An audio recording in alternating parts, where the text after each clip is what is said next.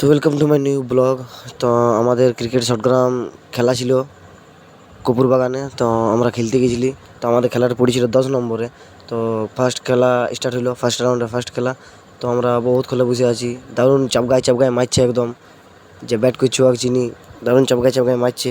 তারপর কিছুক্ষণ পর যারা বল করতেছিল ওরা দেখলি জিতে গেল। আমরা একটু বাইরে গেছি, তখন দেখতে পারলিনি পুরা খেলাটা। তারপর এসে দেখছি ওরা জিতে গেছে।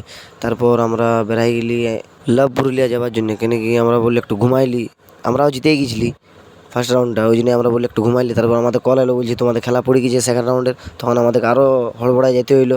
তারপর আমরা যেতে যেতে গোশালায় দেখছি কীর্তন হয়েছে।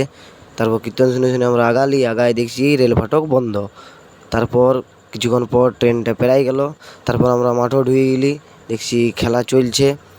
তারপর দেখছি একটা লোক ঝাড়িয়ে ঘুমাচ্ছে। তো কেমন লাগলো ব্লগটা, আশা করি সবাইকে ভালো লেগেছে। যদি ভালো লেগেছে তো সাবস্ক্রাইব করে দেবে। দেখা হবে পরের ব্লগে।